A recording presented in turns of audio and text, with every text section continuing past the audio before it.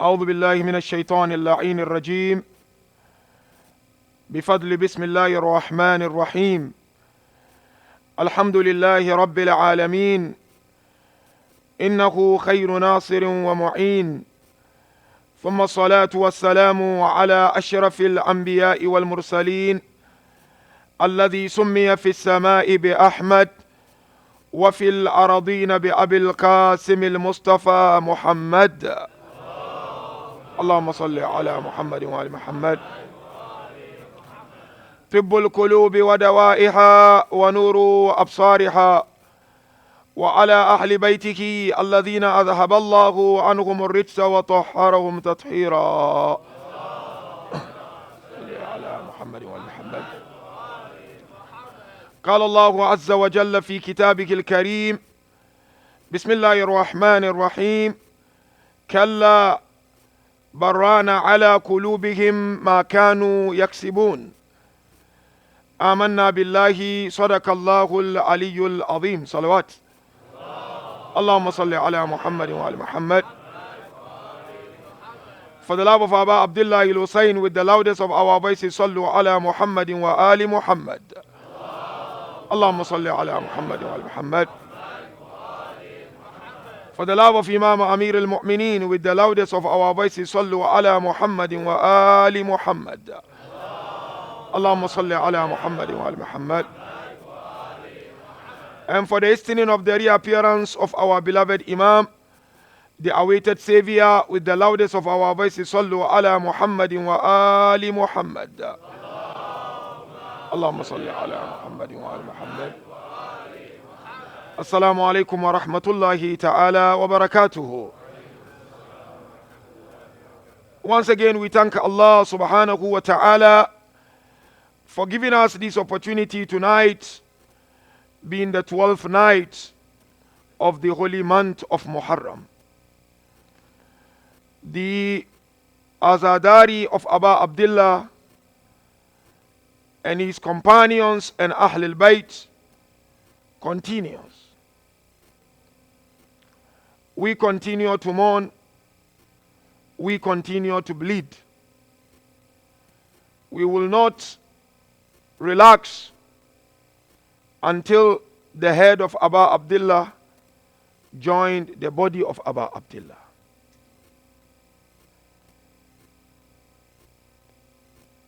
From the 11th,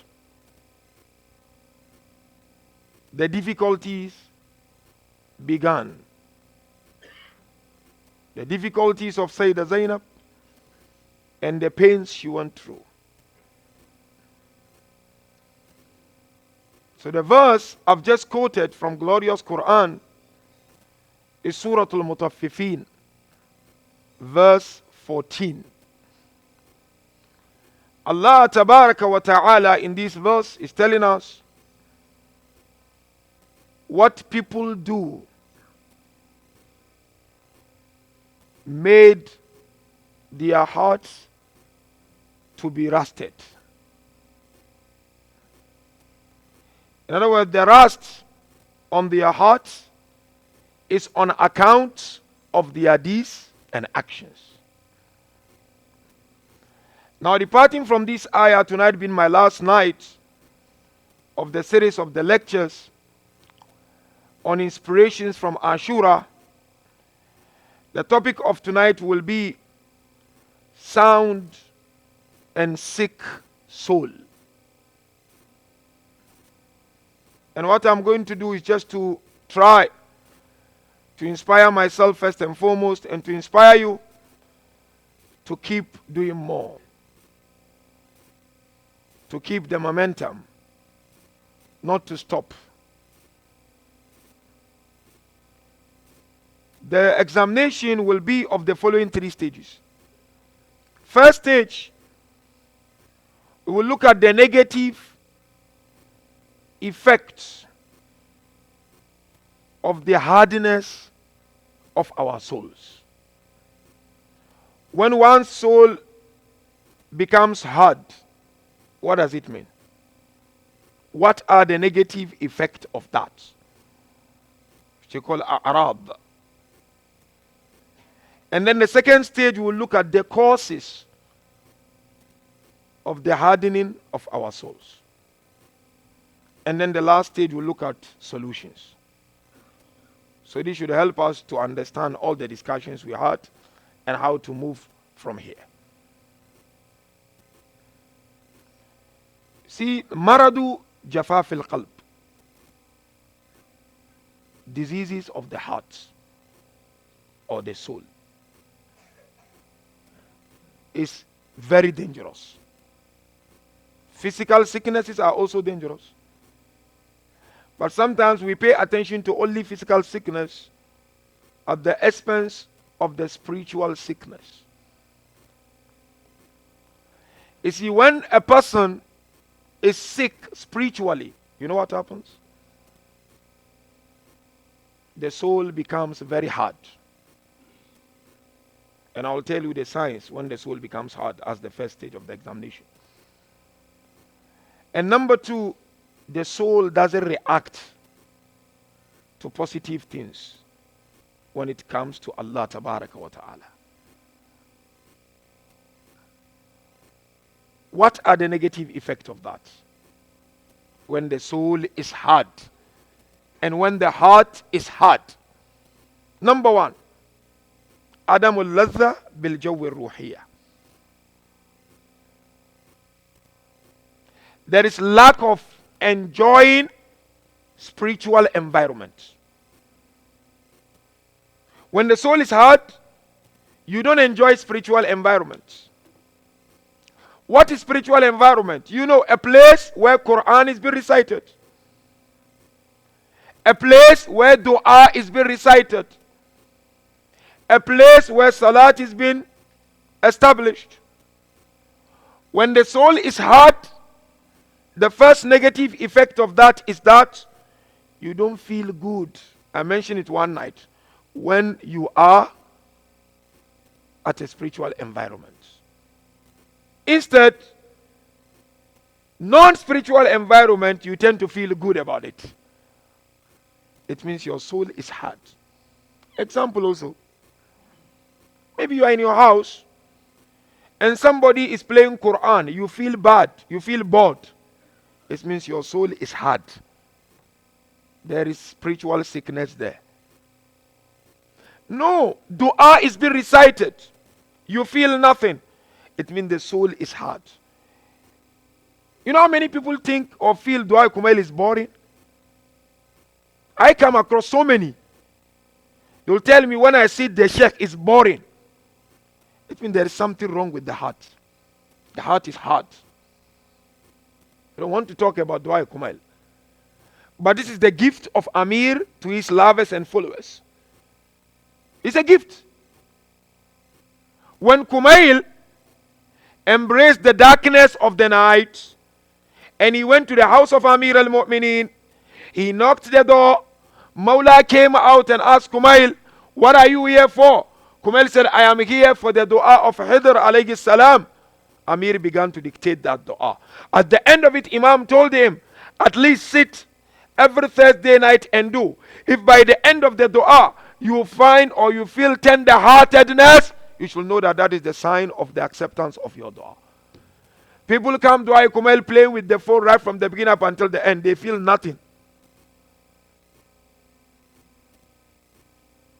It's not about attending. It's about the effect of it. Said, I don't understand. Okay, fine, you don't understand. Spend time to understand it so that when you go there, there is Josh. It's crucial. Why would Imam Ali give to Kumail? He did not give it to just Kumail. He gave it to his lovers and followers. And he's proud to see his lovers and followers every Thursday. They come together and go through this dua. I know our mosques are empty on Thursdays. So the first negative effect of the hardening of the heart or soul is that you feel nothing when it comes to ibadah. If you feel like that, please, brother and sister, don't take it lightly. Go seek the advice of scholars. or people that you trust when it comes to spirituality or Islam. It's not normal. Wallahi, it's not normal. That's number one. Number two, negative effects. Adamul la mubalat bidhunub. Sin is normal. You find a person committing a sin, but it's normal. But when he has a problem with someone, he can't sleep the whole night.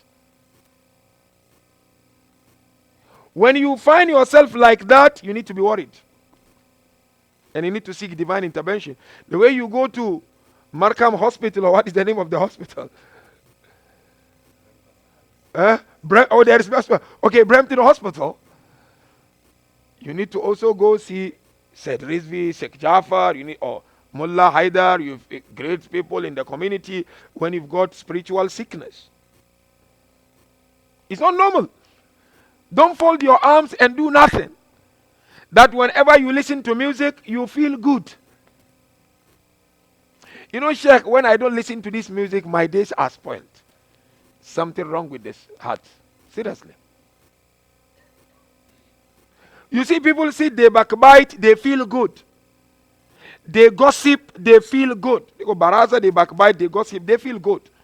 It means there is sickness of the heart there. People watch movies with wrong things coming on. They can spend 3 hours, 4 hours. But when they come mosque delay, problem. Sickness of the heart.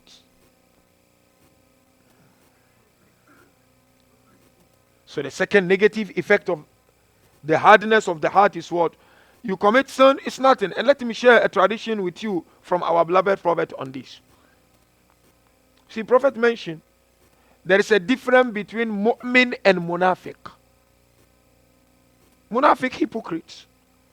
He said munafiq is someone, when he commits a sin, it's like a fly on his nose. He beat the fly and the fly runs away within a twinkle of an eye. He said he's munafiq. But he said mu'min is someone, when he commits a sin, it's like the mountain of Abu Qubais is placed on his chest. Those of you who have been to Mecca, you know mountain of Abu Qubais, next to the house of the king, the palace, or where the bus stop or station going to Aziziyah. If you go there, you see the mountain of Abu Qubais. It has history, this mountain, in the religion of Islam. We are told during the flood, it hid the black stone. That's one of the historical parts of mountain of Abu Qubais. Said a mu'min, when he commits a sin, it's like the entire mountain is on his chest. Now when the mountain is on your chest, how do you feel? You can't stand. You can't move. That's mu'min according to Rasulullah. So therefore the second negative effect is what? Commit sin, you feel nothing. You don't regret for committing sin. You delay salat for 1 hour, 2 hours, no big deal. Sheikh, Allah is Rahman. Allah is, you know how they say do too much Maulana, you holier than thou. Allah is Rahman. Okay, we'll meet Qiyamah inshallah. Oh, of course, Maulana, you have to also speak about Allah's love. People say, come to me, they said, why you Maulana too much? Jahannam, Jahannam, Jahannam. I said, man, go on the road and go against the traffic law. You will find it. Why you don't say that is punishment? There must be discipline. Allah is Ghafurur Rahim and Allah is Azizun Dhun Tiqam. It's merciful, but it's also severe in punishment. The punishment is all about discipline. Habibi, read the constitution of the country. When you do this, this repercussion. When you do this, this repercussion. When you do this, this repercussion. So the same thing is discipline. You cannot be allowed to move about anyhow. There must be disciplinary mechanisms. So therefore, these are the two major negative effects of the hardening of the heart. That spirituality, no big deal. Committing sin, no big deal. Now, what are the causes? These are the important ones. I'm making it very light so that we are able to grasp. There are three major causes. The first cause, al-bu'du min jawi ruhi. Staying away from spiritual environment. You find people, they come to the mosque only on the day of Ashura. Some come only on the day of Eid. Some, if you are lucky, they come on Friday only.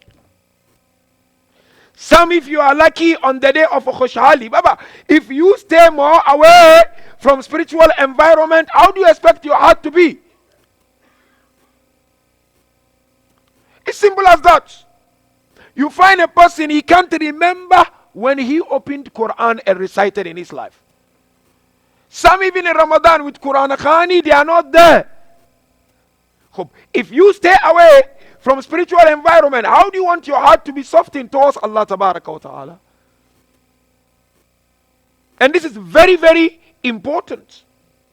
That we need now and then to recharge ourselves by attending spiritual programs, mosque programs, center programs, and also create spiritual environment in our houses by reciting verses of Quran, by remembering Ahlul Bayt alayhimu salatu wassalam.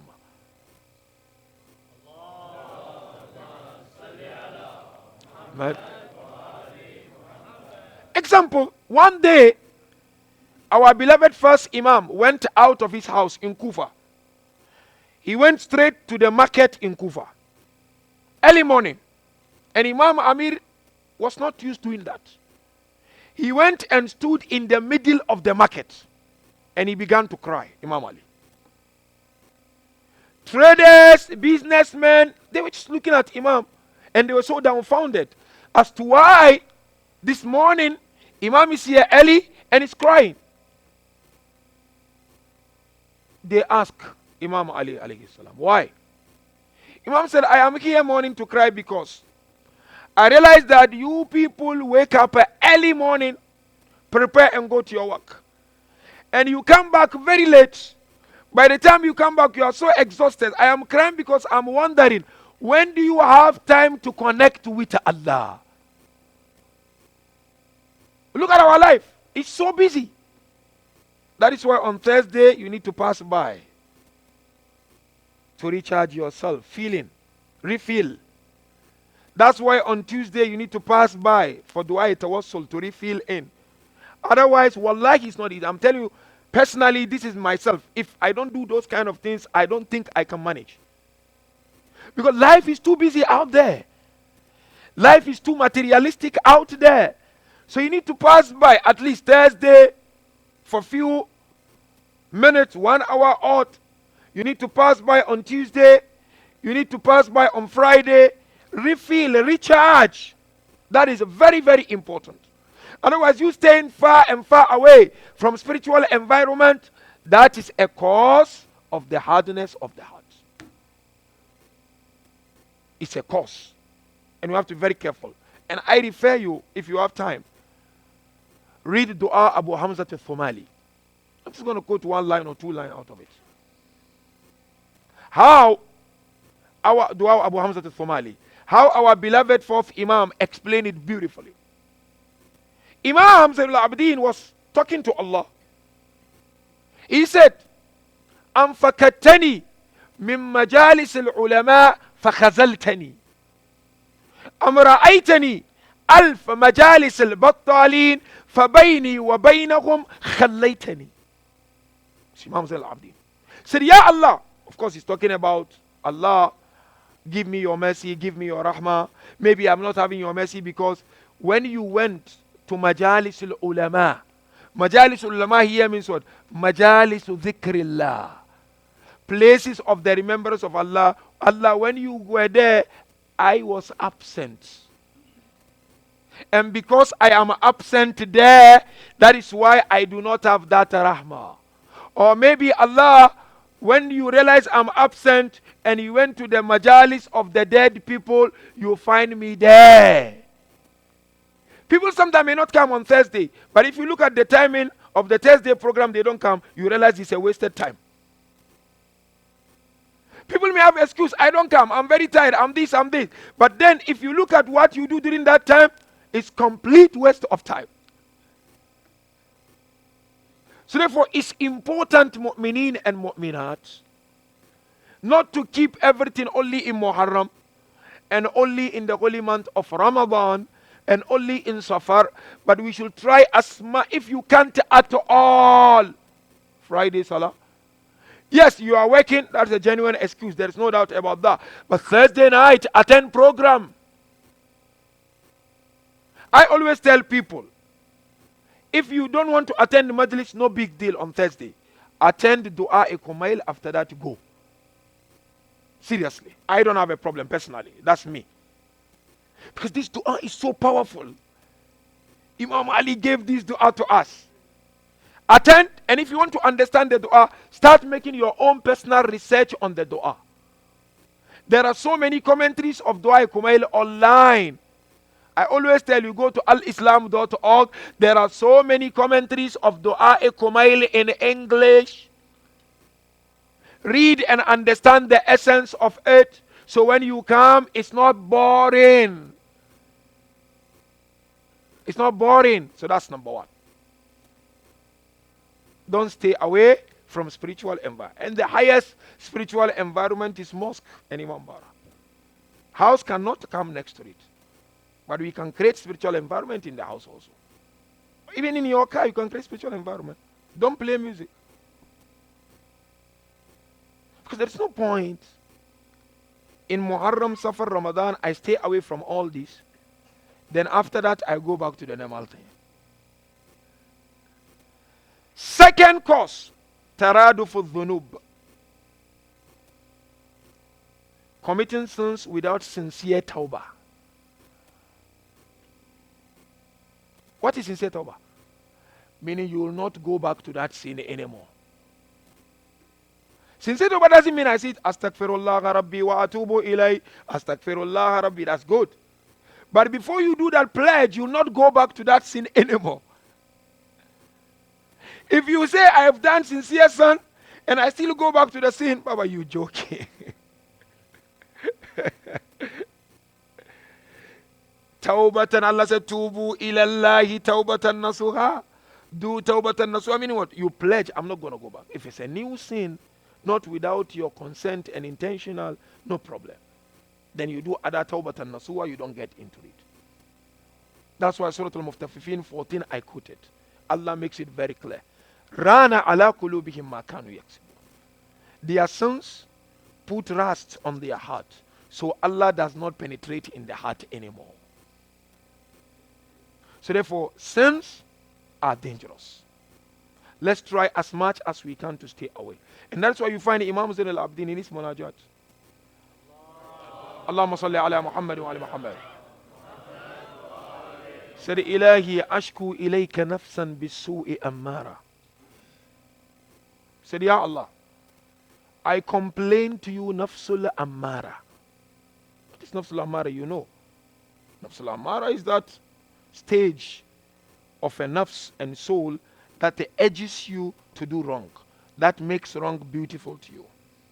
Imam Zainab said, Ashku ilayka nafsan bisu'i ammara. Wa ila al-khati'ati mubadara. Wa bima'asika mula'a. Wa ila saqatika mutabarri'a. This Imam Zainab. Tasra'u bi ila al-huba wa tusawwifuni bit-tawbah. Read the munajat of Imam Zainab. It's beautiful. Say, Allah, I complain to you this nafs. Why? Ila al-khatiyati mubadara. Because this nafs is in a hurry to commit a sin.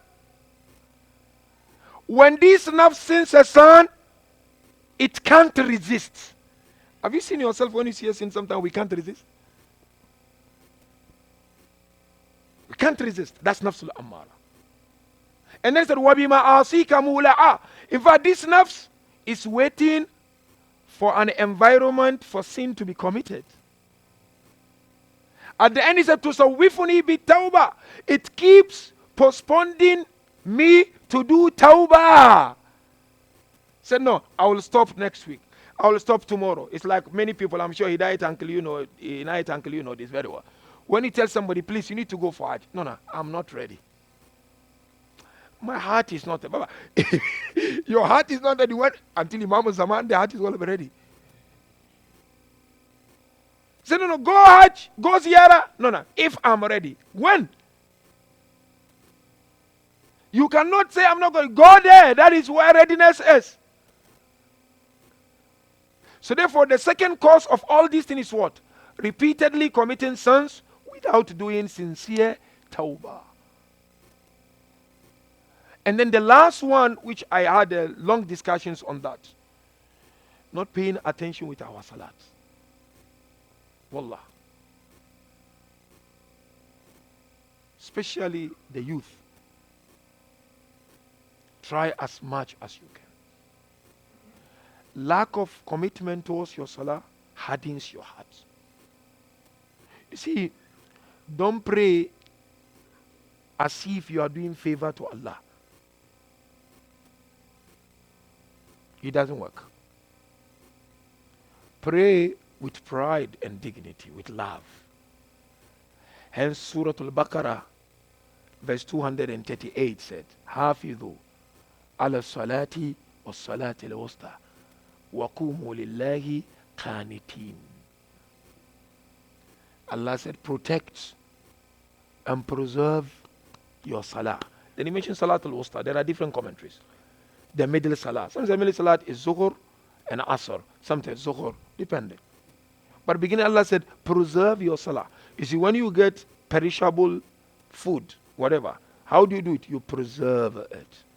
Salat is very delicate. You have to preserve it.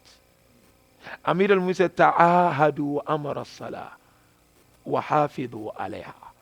He said, take covenant between you and Allah to establish Salah and preserve it.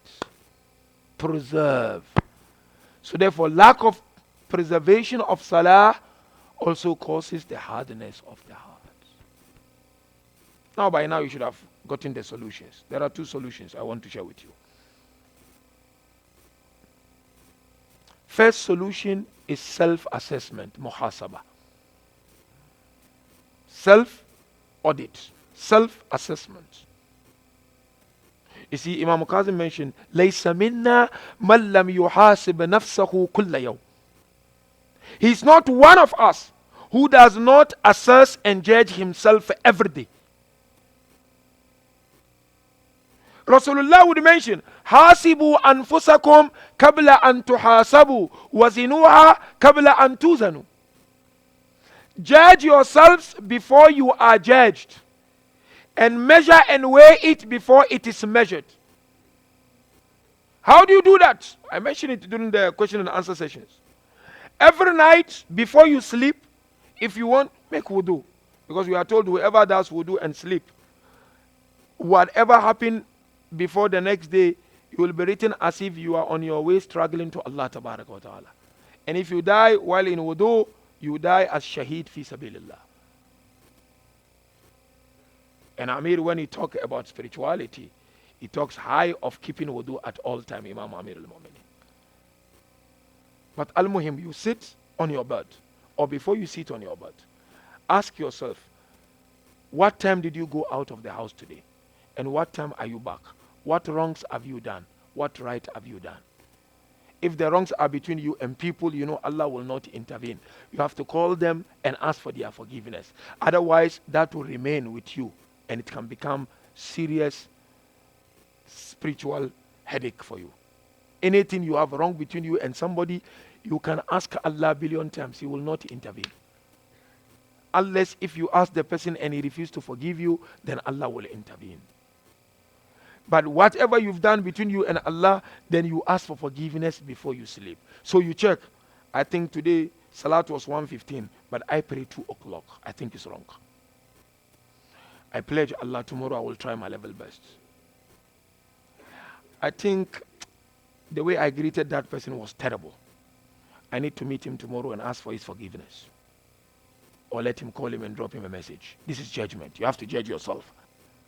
Anyone who criticizes himself constructively stand a better chance in the court of Allah.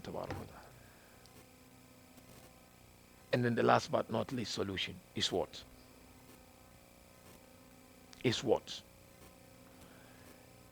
Engage yourself with the du'as of Ahl al-Bayt. I'm going to give you examples. You see, we are lucky to have our beloved Imams, wallah. We have daily dua.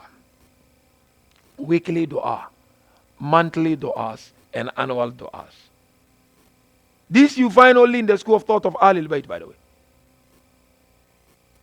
Did the Imam teach this dua for themselves or for us? How many times do you do? Ask yourself. Ask yourself. When last did you recite dua is Sabah? Morning prayer of Imam Ali before you go to work. 15 minutes, 20 minutes. Morning prayer is crucial. So I advise people humbly, look into these morning prayers of Imam Ali. That's number one. 2, 15 munajat of Imam Zain al-Abidin. Munajat al-Shaqeen, Munajat al-Ta'ibin, Munajat al-Muhibbin. These are powerful. Each munajat, 10 lines. Some are 8 lines. Not long. You have them in both Arabic and English. Even in Urdu we have. Farisi we have. A Shi'i cannot stay away from this. Because that is a true meaning of becoming or being a Shia. Apart from that, which normally we do, alhamdulillah, which we need to be grateful to our mosque and to our elders. Dua after every salah. 5 minutes. It doesn't take much. And one scholar beautifully explained, he said, if you look at a day, you have 24 hours. How many wajib salat do we have? 5, isn't it? Out of these 24 hours, how many hours the 5 salat take? 1 hour. Yeah, 20 minutes. So, to give it for free, 1 hour. But only 1 hour you go to God and 23 hours, what do you do? That is where this dua, nafila are important. The wajibat we will do because we all want to go to Jannah, isn't it? But you need to keep adding. So the 15 munajat after dua is sabah is very, very important. Of course, you are not going to sit and do all the 15 at the same time. One day, you've got issues in life, you want to complain to Allah, take the munajat of the complainers. Munajatu shaqeen. Because your situation is really becoming unbearable. So you want to complain to Allah tabaraka wa ta'ala. And then you seek Allah's love. So you do munajat al-muhibbin. And this munajat, if I'm not mistaken, you can find them in also Call on Me. They are there in Mafatil Janan, but Call on Me is not the entire translation of Mafatil Janan. But I'm sure if you Google them, you will find them. Another one is Dua Tawassul. Although today you find people who want to cast doubt on all these things. You're just seeking Allah through Ahlul Bayt because weak is so difficult weak. So you want Ahlul Bayt to intercede on your behalf. Else you come, Ya Wajihan Indallah, Ishfa'alana. Try not to miss. If it is not be recited in the mosque, no big deal. You do it in the house. How long does Dua Tawassul take? 15 minutes. And if you do like our Jama'at, Alhamdulillah. If you come, Allahumma inni as'aluka, the chairman will tell you, hey, next time you're not going to recite, you have to recite. Sometimes no Josh, isn't it? It's ticking the boxes. I'm not saying also you should recite like Abdul Basit. But you can't tick the box. If you tick the boxes only, there is no Josh in doing them. So if you don't do it in the mosque, fine. You can do it in the house. You and your family sit 15, 20 minutes, you done. And of course, as I mentioned, another one is Dua Kumail. In between months, if you have a time, there are so many dua. Dua Tawbah, Dua Abu Hamza al-Thumali. These are beautiful du'as from Imam Zain al-Abidin. And you know one thing unique about Imam Zain al-Abidin is his dua. Amir al-Mu'minin is known for intellect. Imam Zain al-Abidin is known for emotions. Each Ahlul Bayt is unique. Imam Ja'far is known for comparative studies between Mazahib al-Islami. How many of us have Sahifa to Sajjadiyah in our house? And when last did we open Sahifa and read one dua? And Sahifa is called Injilul A'imma. That's the name of Sahifa to Sajjadiyah. It is the Injil of Imams. Because if you are looking for the authentic supplication book, it's Sahifa to Sajjadiyah of Imam Zain al-Abidin. So therefore, if you want to solve this hardness, don't stay away from du'as of Ahlul Bayt alayhim as-salam. And last but not least, mu'minin and mu'minat, I want to summarize my series of lectures in this year 2019 Muharram at Masumin Islamic Center. We began our journey with mu'minin and mu'minat here by looking at Muharram rituals and honoring the symbols of Allah Tabaraka wa Ta'ala.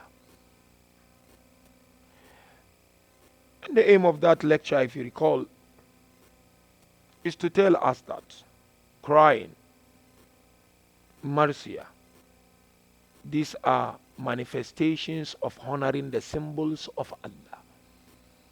If you do them in a right way, you stand a better chance to get the shafa of Ahlul Bayt. We then go to the second topic which link with this. Imam al-Hussein is heavily initiative on earth.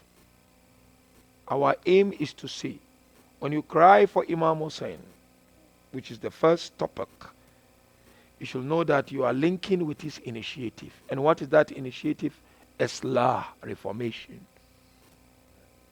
So we are expected to reform and change at least a behavior or an attitude in our life. Then we then look at how each and every creation of Allah is attracted to Aba Abdullah. And then we said, Insan, you are the chief. If animals, water, are all attracted to Aba Abdullah, your attraction should be the highest one. So be glued to Aba Abdullah and his teachings. And then, of course, from there we look at the composition of the camp of Aba Abdullah. These are all linked to one another. That if indeed his initiative is heavenly. Reason for that, look at his camp. People from all walks of life were in the camp of Aba Abdullah. That tells us his heavenly initiative. Hussein never segregated. And then from there we said, if indeed he never segregated, and it is Allah's initiative, then we need to seek to meet Allah and the loved ones. And the loved ones, we said, are Ahlul Bayt alayhim as-salam. And give example of Bibi Fatima when the Holy Prophet told her, you are meeting me soon. After me, she smiled. And then we looked at Ashura in the lens of Sayyidah Zainab alayha salam. That what you think is difficult is pain, is not pain in real sense. It's beauty. It's not pain. And then of course, if you recall very well, from there we then look at Ashura and the most perfect salah. And if you think you don't have time for salah when you are at ease, they were not at ease and they had time for salah. But not just salah, their salat was perfect. Not just perfect, the most perfect. The most perfect. That was the salat of Ashura. And then of course we looked at peace and tranquility during challenges in life. So learn from Zainab. She said it's beautiful. So when you face with challenges, go back to Allah Tabaraka wa Ta'ala. And then of course we look at Ashura. It's a school of honor. Learn izzat. And the garad of that is what? Be proud of who you are. Be proud of your religious identity. And be proud of being Shia of Ahlul Bayt alayhimus salam. And then tonight we concluded, inshallah, by inviting myself and all of you mu'mineen and mu'minat to work towards purifying your soul and your heart. And it's very simple to do that, wallah. The simplest way to do that is what? Just engage in du'as. Engage in a'mal. Engage in your salah.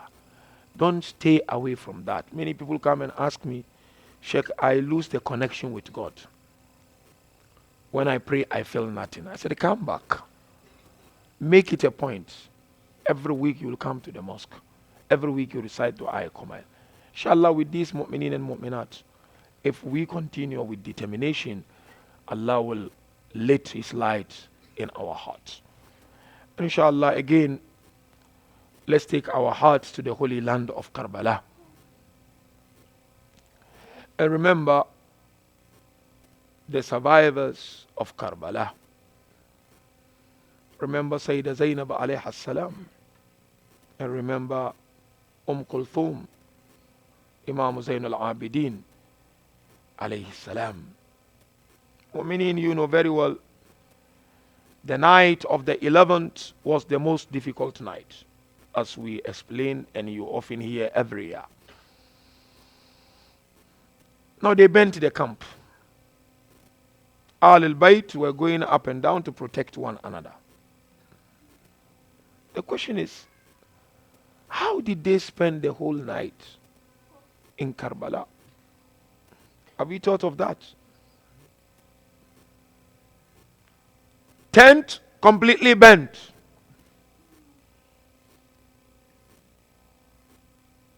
And Karbala was in complete darkness. The ladies and the children had to sleep in that night. The next morning, meaning the day of the 11th, Umar ibn Sa'ad ordered his people to bury his soldiers. They made sure they went to each and everybody and they buried all their people. Did they bury the bodies of the martyrs of the camp of Abu Abdullah? Wallah, they left the bodies like that. They left the bodies like that. You remember that moment? Zainab would go next to the body of Abu Abdullah. And Zainab will place her hand under the body of Abu Abdullah. And you said, Allahumma Rabbana takabbal minna hadha al-qurban. Said, Ya Allah, accept this qurbani on our behalf. And you know what they did to Ahlul Bayt? Allahu Akbar. On the morning of the 11th, they chained Imam Zainul Abidin. And they put the chain around his neck.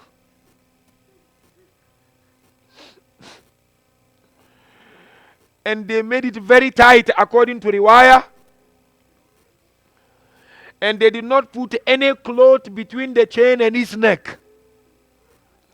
So the chain was paining him and really glued to his skin. They made the children and the women to be on a camel. We are told Zainab put on a camel without saddle. And they started moving them towards Kufa. And Imam Zainul Abidin, according to narration, they made him to walk from Karbala to Kufa.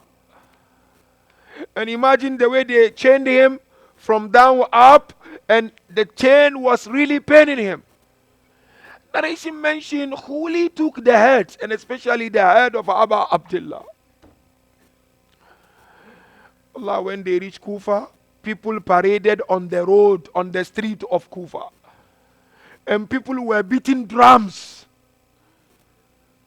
And Zainab was not used at people looking at her.